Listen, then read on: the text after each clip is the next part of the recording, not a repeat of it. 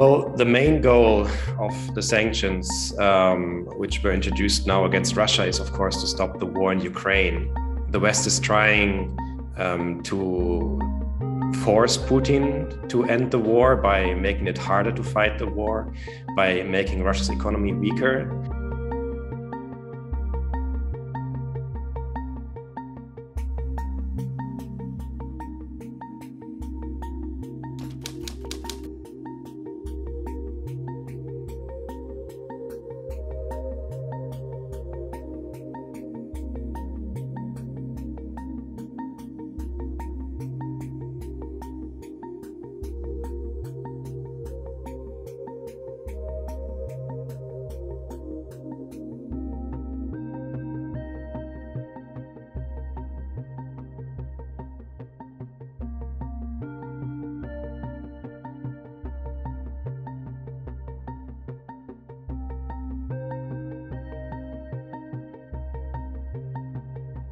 The financial sanctions were the first ones to really hit Russia, and the first ones who were already effective, quite effective in the first days.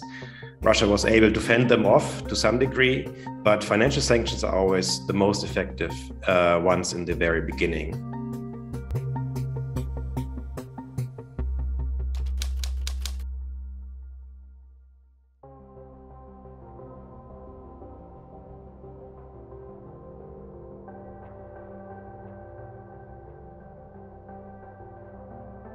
Now we are seeing that, especially what is hurting Russia is that it cannot import, that its supply chains are broken. In many parts of the economy, there's simply a lack of parts and materials and supplies to keep the production running.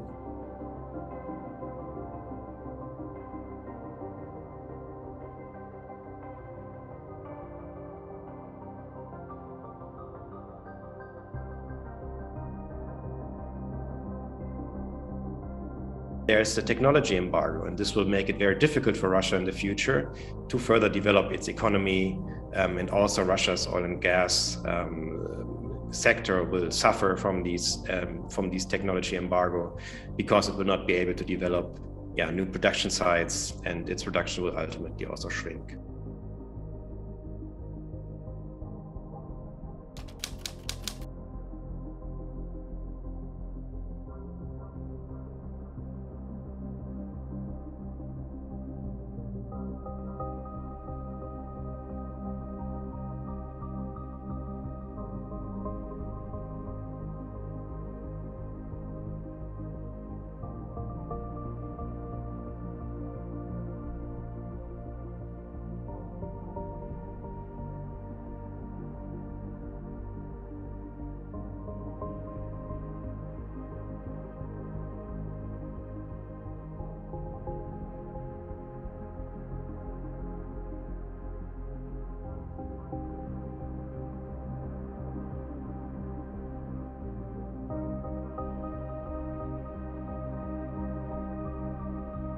Because the oil embargo does not hit the, let's say, pro-European or open-minded or, well, at least well-informed and critical part of the Russian population, but it affects the state budget, which finances the war, and it affects the elites around Putin, because the energy sector in Russia is mostly controlled by people who are from the inner circle of Vladimir Putin himself.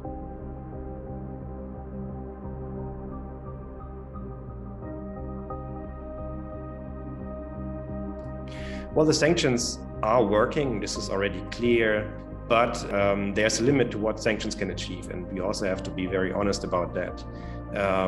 Sanctions are a very important part of the EU's policy and reaction to the war in Ukraine, but they cannot be the only policy.